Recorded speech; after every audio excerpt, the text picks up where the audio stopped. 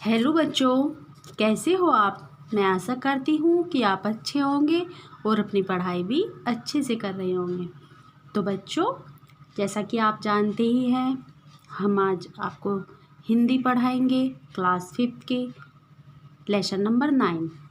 Lesson number 9 का नाम है 3 सवाल, यानी 3 प्रश्न या 3 क्वेश्चन। तो पाठ का क्या नाम है? 3 सवाल। अब देखिए, इसमें हम आज इसका पठन कार्य करते हैं। तो चलो शुरू करते हैं आज का लेसन। एक राजा था, वह बहुत समझदार और धुन का पक्का था। वह जो सोचता उसका हल ढूंढकर ही चैन लेता। किसी भी काम में अपनी पराजय उसे बहुत अखरती थी। वह सोचता क्या उपाय किया जाए जिससे वह कभी न हारे। एक दिन उसके मन में 3 सवाल उठे। पहला सवाल, किसी कार्य को करने का सही समय कौन सा होता है। दूसरा सवाल था, किसकी बात सुननी चाहिए और किसे टालना चाहिए। और सबसे बड़ा तीसरा सवाल यह था, सबसे आवश्यक कार्य कौन सा है। राजा के मन में एक बार 3 सवाल उठे कि कोई ऐसा उपाय होना चाहिए कि मुझे कभी भी पराजित नहीं होना पड़े। इसलिए उसके मन में 3 सवाल हमेशा उठते थे। वे 3 सवाल कौन से थे कि किसी कार्य को करने का सही समय कौन सा होता है, दूसरा किसकी बात सुननी चाहिए और किसे टालना चाहिए, और तीसरा क्या था, सबसे आवश्यक कार्य कौन सा है। अब देखिए, आगे देखते हैं। अपने इन 3 सवालों का उत्तर पाने के लिए राजा ने अपने राज्य में घोषणा करवाई। जो भी इन 3 सवालों का उत्तर देगा उसे यथेष्ट पुरस्कार दिया जाएगा। यह घोषणा होते ही दूर दूर से लोग राजा के पास आने लगे।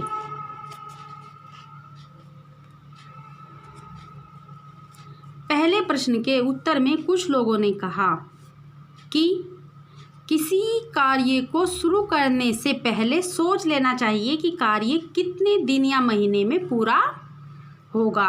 फिर कार्य करने का समय और तरीका निश्चित करना चाहिए और उसी के अनुसार कार्य करना चाहिए। ठीक समय पर कार्य पूरा करने का यही सही तरीका है। क्या कहा? कुछ लोगों ने कहा कि पहले सोच लेना चाहिए कि कार्य कितने दिन में या कितने महीने में पूरा होगा। फिर कार्य का समय देखना चाहिए कि क्या तरीका है, निश्चित तरीका करना चाहिए उसका, उसी के अनुसार कार्य करना चाहिए। तो कुछ लोगों ने कहा। कुछ और लोगों का मानना था कि कार्य का समय निश्चित करना कठिन है, लेकिन बेकार के कार्यों में समय नष्ट न करें। जो भी आसपास हो रहा हो उस काम में लग जाएं। कुछ लोगों ने बताया, राजा अकेले प्रत्येक कार्य शुरू करने का समय कैसे निश्चित कर सकता है। राजा के पास सलाहकार होने चाहिए। उनकी सहायता से राजा निश्चित कर सकता है कि कार्य कब और कैसे किया जाए। तो इसलिए सब ने राजा के सामने अपने अपने मत पेश किए। आगे देखते हैं।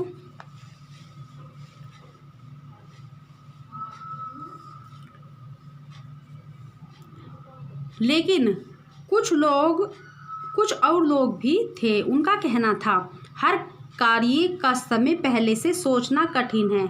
आलस्य में समय न बिताए, जो भी काम सामने हो उसे पूरा कर ले। किसी ने कहा कि कभी कभी सलाह लेने का समय भी नहीं होता, जबकि सवाल जवाब तुरंत चाहिए, इसलिए उत्तर केवल जादूगर ही दे सकता है। बस वे जादू से सब कुछ जान कर राजा को बता देंगे। इसी तरह दूसरे सवाल के भी कई जवाब थे। कुछ लोगों का कहना था राजा के लिए सलाहकार बहुत ज़रूरी होते हैं। कुछ पुजारी और कुछ वैद्य को भी ज़रूरी बता रहे थे। किसी ने राजा के लिए सबसे अधिक आवश्यक सैनिकों को माना।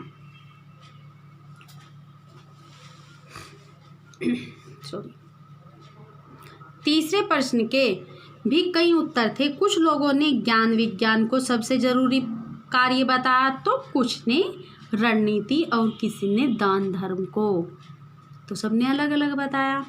आगे देखिए, सारे उत्तर अलग अलग थे। राजा को एक भी उत्तर सही नहीं लगा। राजा ने सुना था कि पास के जंगल में वर्षों से एक साधु तप कर रहे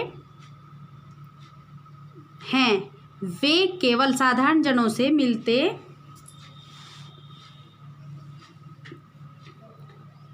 हैं। उनके ज्ञान की चर्चा दूर दूर तक थी। अपने सवालों का जवाब पाने के लिए राजा ने उनसे मिलने का निश्चय किया। दूसरे दिन राजा ने राजसी वस्त्र उतारकर साधारण कपड़े पहने। कुछ अंगरक्षकों को साथ ले लिया। घोड़े पर सवार होकर राजा जंगल की ओर चल दिया। काफ़ी देर तक पेड़ों के झुरमुट में उसे साधु की झोपड़ी दिखाई दी। राजा घोड़े से उतर गया। उसने अंगरक्षकों को वहीं खड़े रहने का आदेश दिया और पैदल ही साधु के पास पहुंचा। राजा ने देखा साधु बड़ी लगन से झोपड़ी के सामने की जमीन खोद रहे थे। उनका शरीर दुबला पतला था। कुदाल से खोदते समय वे जोर जोर से सांस ले रहे थे।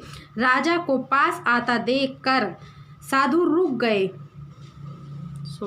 ये तो देख रहे हैं। एक बार मैं यहाँ से पढ़ देती हूँ, चमका नहीं। राजा ने देखा साधु बड़ी लगन से झोपड़ी के सामने की जमीन खोद रहे थे। उनका शरीर दुबला पतला था। कुदाल से खोदते समय वे जोर जोर से सांस ले रहे थे। राजा को पास आता देखकर साधु रुक गए। उन्होंने राजा का अभिवादन किया, फिर अपने काम में लग गए।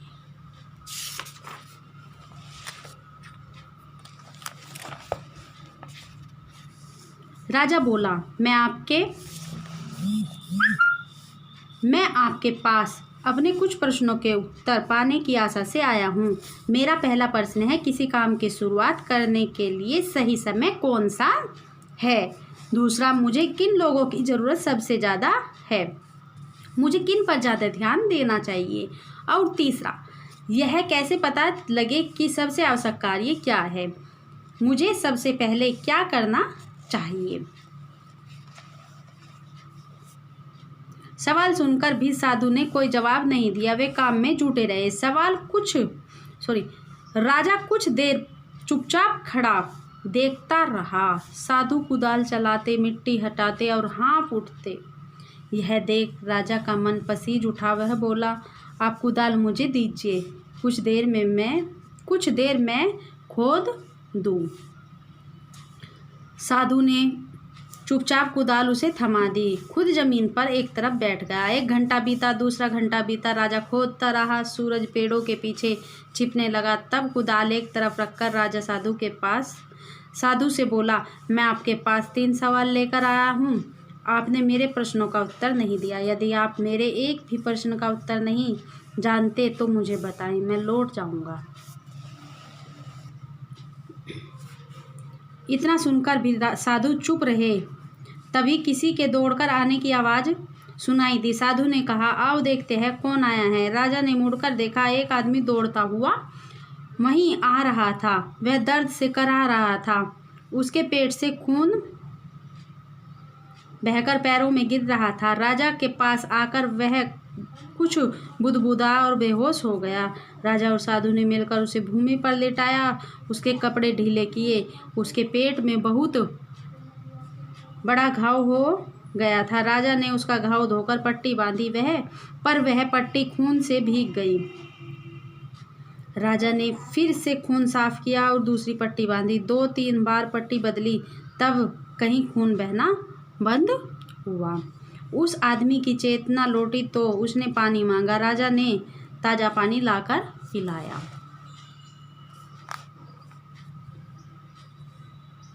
संध्या हो गई थी, हवा भी ठंडी चल रही थी। बाहर लेटा हुआ आदमी ठंड से कांप उठा। राजा और साधु ने मिलकर उसे झोंपड़ी के भीतर सुलाया। वह आंखें बंद कर किए चुपचाप बिस्तर पर लेटा रहा। यह सब करते करते राजा बहुत थक गया था। देहरी पर बैठते ही वह गहरी नींद में सो गया। दूसरे दिन सुबह उसकी आंख खुली। पहले तो उसे समझ में नहीं आया कि वह कहाँ है। सामने लेटा हुआ बीमार आदमी कौन है। वह उसे एकटक देखता रहा।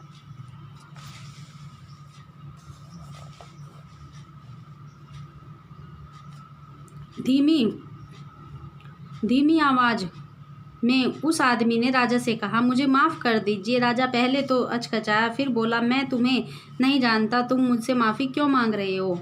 आप मुझे नहीं जानते, मैं आपको जानता हूँ। मैं आपका शत्रु हूँ। आपने मेरे भाई को फांसी की सज़ा सुनाई थी, उसकी संपत्ति जब्त कर ली थी। मैंने तभी आपसे प्रतिशोध लेने की कसम खाई थी। मुझे मालूम हुआ कि आप साधु के पास अकेले आए हैं। मैंने सोचा था जब आप वापस लौटेंगे तब मैं आपकी हत्या कर दूंगा, लेकिन पूरा दिन बीतने पर भी आप नहीं लौटे। जब मैं आपको खोजता हुआ इस तरफ आ रहा था आपके अंगरक्षकों ने मुझे पहचान लिया। उन्होंने मुझे मारने की कोशिश की पर मैं बच गया। अगर आपने मेरी मरहम पट्टी न की होती तो मैं मर ही गया होता। आपने मेरी जान बचाई है। अगर मैं जीवित बचा तो और आपने चाहा तो मैं जीवन भर आपकी सेवा करूंगा। मुझे क्षमा कर दीजिए। यज्ञ करें। सारी बात सुनकर राजा बहुत खुश हुआ। उसने सपने में भी नहीं सोचा था कि शत्रु इतनी आसानी से मित्र बन सकता है। राजा ने उसे क्षमा कर दिया, उसे विश्वास दिलाया कि लौटकर वह उसकी देखभाल का पूरा इंतजाम करेगा। राजा झोंपड़ी से बाहर गया, साधु के पास जाकर बोला, मैं अंतिम बार आपसे अपने सवालों का हल मांग रहा हूँ। साधु घुटनों के बल बैठे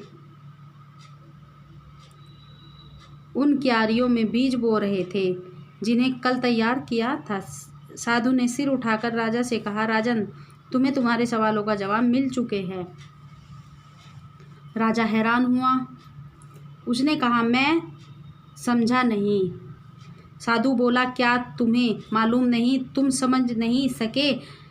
अगर कल तुम्हारे मन में मेरे लिए दया न आई होती तो तुम चले गए होते। तुमने ये क्यारियाँ तैयार न की होती तो राह में यह आदमी तुम पर हमला करता। मेरे पास न रुकने के लिए तुम पछताते।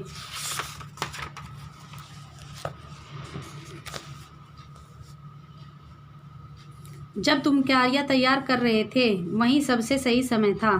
तब सबसे महत्व का आदमी मैं था। उस समय मेरा काम सबसे ज़रूरी काम था। जब वह आदमी दौड़कर आप हमारे पास आया और हमने उसकी मरहम पट्टी की, वही सबसे सही समय था। अगर तुम उसकी मरहम पट्टी न करते तो उसकी मृत्यु हो जाती। इसीलिए उस समय वही सबसे महत्व का आदमी था।